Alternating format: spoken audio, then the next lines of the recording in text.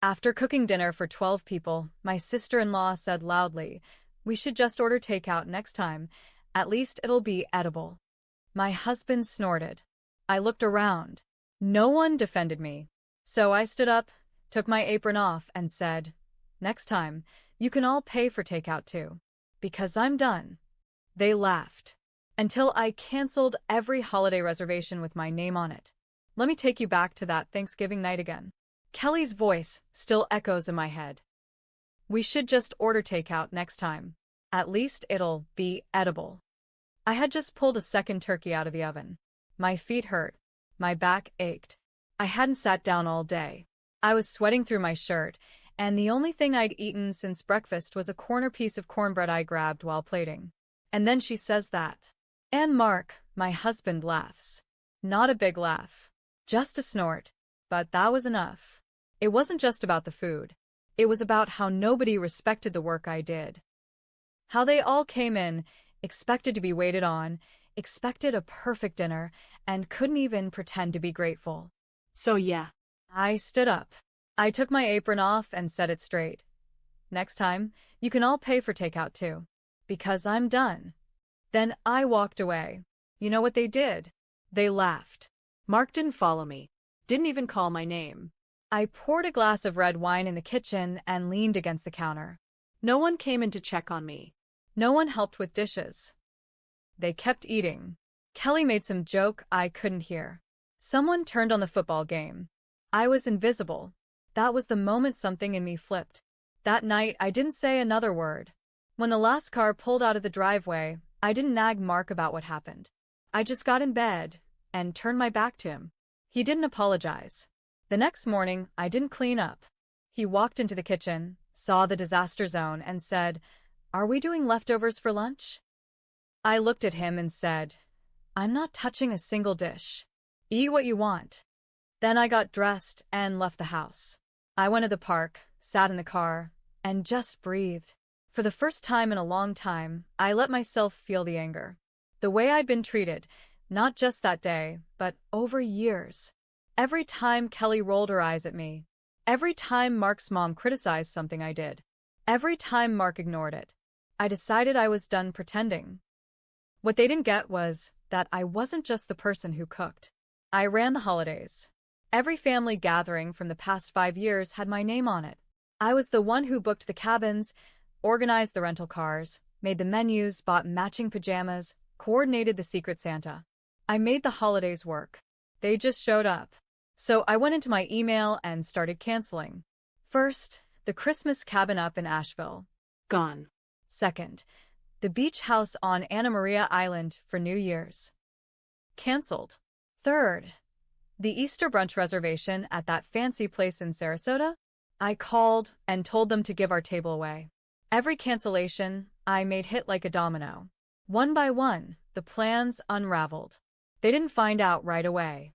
Kelly texted me a week later. "Hey, can you resend the address for the cabin? Trying to plan our drive." Iraplia, no cabin. Canceled it. "I'm not planning anything anymore. Feel free to make your own arrangements." She didn't respond. 3 hours later, Mark came home from work and said, "Why is Kelly freaking out about Christmas?" I said, "Because she assumed I'd still do everything, even after the way she treated me." He sat on the couch and rubbed his face like I was the problem. "I mean, you could have at least told people," he said. I stared at him. "You mean the same way you stood up for me when your sister insulted me at the dinner table?" He didn't answer. December 24th rolled around. Normally, by then, our tree would be up, the guest room would be made, and we'd be baking cookies for Santa with Kelly's kids. This time, nothing. No decorations. No lights. Just the quiet hum of the dishwasher and the awkward silence between Mark and me. He asked, half-heartedly, if we were still doing gifts with his family. I said, "Nope. I didn't draw any names this year. They can figure it out on their own." Christmas Day came and went. Mark's mom tried to host something. But no one volunteered to help cook, and the food was a disaster. Frozen lasagna, a sad bowl of salad, store-bought cookies in a plastic tray. I saw it all on Facebook. No photos of stockings. No matching outfits. Just blurry pictures of people who looked tired and confused. Kelly posted one photo of her kids eating pizza. The caption said, "Not the same without our usual holiday magic." Damn right it wasn't. So after the train wreck of a Christmas, I thought maybe they'd get it. Maybe someone would call me. Maybe Mark would sit me down and finally ask how I felt. He didn't. Not once. He acted like the canceled plans just happened. Like it was an accident. Like I was being too emotional. One night, mid-January, I asked him point blank while we were brushing our teeth, "Do you even care that your family disrespected me? That you laughed with them when they mocked my cooking?" He didn't even look up from the mirror. He spit, wiped his mouth, and said, "It was a joke. You're taking it too seriously." Right then, I knew I was alone in my marriage. That stung deeper than anything Kelly ever said. I stopped showing up for things. Kelly's youngest had a birthday party in February. I didn't go. Mark went, came back with a slice of cake on a paper plate, and said, "They asked where you were." I told them you were still mad. I looked him dead in the eye and said, "No, I'm not mad. I'm finished." And I meant it. Mid-March, Kelly's oldest daughter, Gracie, texted me, "Aunt Opie, are you mad at us? I miss the stuff we used to do." That cracked me a bit. She was 15. She'd helped me peel sweet potatoes last year. She always said thank you, always hugged me. I didn't blame her. So I responded, "I'm not mad at you, sweetie. Just taking a step back from adults who treated me badly." She didn't reply. But 2 hours later, Kelly texted me, just one line, "Don't drag my kid into this." I took a deep breath and replied, "Then maybe teach your kid how to treat people better than you do." She didn't answer, but she did post some vague status online about people making drama out of nothing and ruining traditions. Of course she did. April rolled in. It was close to our anniversary. 10 years. We always did something nice, usually a weekend in Savannah or a fancy dinner downtown. This year, I said nothing. I waited to see what he would do. Mark came home the night before with a grocery store bouquet and a bottle of wine. "Happy anniversary," he said, handing them to me like I was a coworker or something. No card. No reservation. No plans. I stared at the flowers and asked, "This is what 10 years means to you?" He shrugged. "We've had a rough few months. I didn't think you'd be up for anything." "You didn't ask," I said. He rolled his eyes. "You've been cold since Thanksgiving. You act like I cheated or something." And there it was. "No," I said. "You didn't cheat. But you showed me how little I matter to you. That's worse." He scoffed, tossed the wine on the table, and said, "Jesus, Opie. It was one joke. You've turned it into a war." "No," I said. The war started when I realized no one would fight for me. The next week, his mom called me. "Sweetheart, it's been long enough, don't you think? We all say things we don't mean during holidays." "She meant it," I said. "She's always meant it." "That wasn't new. That was just the first time you all said it out loud." She sighed. "We're planning a summer barbecue. Why don't you and Mark come? Clean slate." I paused. "Only if Kelly apologizes." Long silence. "Let's not make this about pride." I hung up. It's funny how people treat you when they assume you'll always stay. That you'll swallow the insults, do the work, take the jokes, and smile for the camera. But when you stop, when you really stop, they fall apart. By May, the group chat Mark's family used was practically dead. It used to ping all the time, photos of birthday cakes, updates on who's bringing what, memes about chaotic Thanksgivings. That group chat had my fingerprints all over it. I was the one who'd started it years ago. I named it the Last Name Circus. Everyone laughed. Now it was just Kelly posting half-hearted questions like, "So, anyone want to host July 4th? No one replied.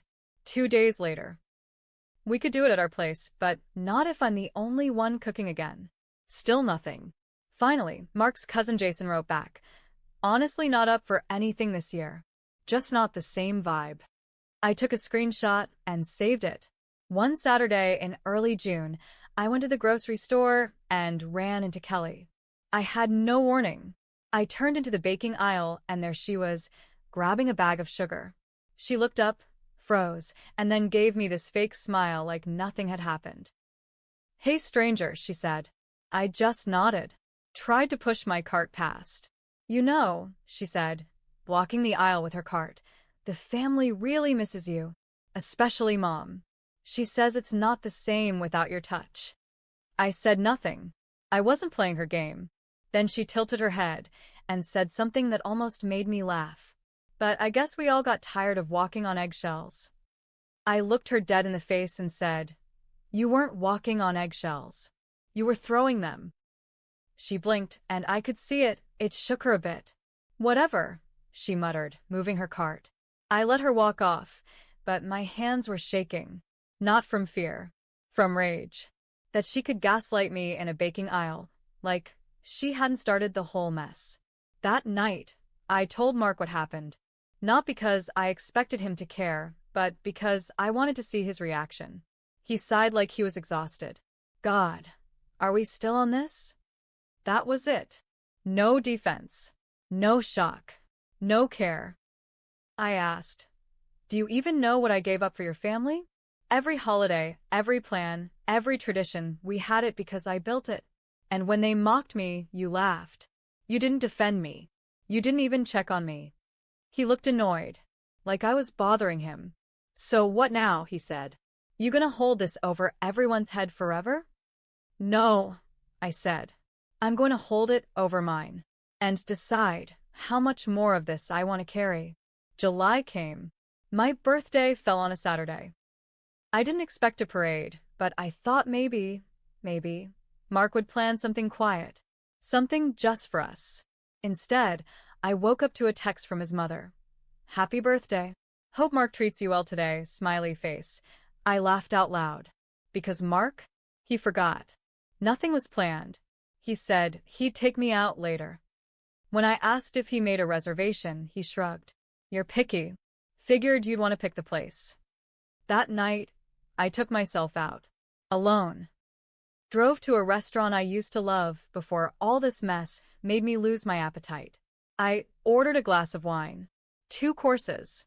Sat on the patio. Watched families laugh. When the waiter asked if I was celebrating anything, I said, "Yeah. The day I stopped doing things for people who never appreciated me." I went home, packed a suitcase, and slept in the guest room. The next morning, I told Mark I was going to stay with my sister for a while. He barely looked up from his phone. "If that's what you want." I moved in with my sister the next day. Her guest room was small, but it had something my house with Mark didn't. Peace. No tension in the walls. No passive-aggressive silence. No cold looks over morning coffee. Just me, my suitcase, and my decision. At first, Mark didn't take it seriously. He thought I needed to cool off. A few days passed. Then a week. Then 3. I didn't call. I didn't text. He sent me one message. "You've made your point. Can we talk now?" I didn't answer. Instead, I started making a list. Of what was mine. Of what I'd built. Of what I was no longer willing to tolerate. By mid-August, I filed for divorce. Mark was shocked. He called me over and over. Left voicemails saying, "I didn't mean for it to get this far. And can't we go to counseling or something?" Too late. I'd been in counseling by myself for 6 months. He never noticed. After I filed, his family exploded. Not at me. At each other. His mother called me in tears one night. Actual tears. Said she missed me. Said things weren't the same. I stayed calm. When your daughter insulted me in front of everyone and you said nothing, that's when things changed. And when Mark laughed, that's when they ended. She begged me to reconsider. I told her, "You should have taught your children that kindness matters. This is what happens when you don't." She didn't call again. Here's the part one didn't plan, but it was satisfying. In October, Kelly hosted a last-minute Halloween gathering. She posted photos. Store-bought candy. Cheap decor. Plastic tablecloths. 3 people showed up. Dale, the cousin, and one of her kids' friends. No one helped clean up. No one brought anything. She posted on Facebook the next day. Reminder to appreciate the people who put effort into making things special. You'll miss them when they're gone. I didn't comment, but my sister and I had a good laugh about it.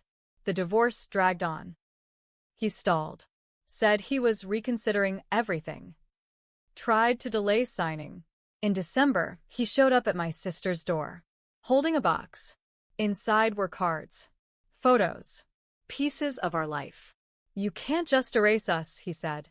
"We had good years." I nodded. We did. "But I didn't erase us. You did." One snort at that table told me exactly where I stood. He looked broken, But I didn't feel sorry. I felt relief. I told him I'd see him in court. Thanksgiving came around again. This time, I stayed home. Liacande. Made myself a plate just for me. The stuffing. The cranberry orange sauce. One small turkey breast. I sat at the table alone. But it was quiet. Peaceful. No snide comments. No eye rolls. And when I took the first bite, I smiled. Because it was damn good. And I didn't care who else agreed. Mark lost more than a wife.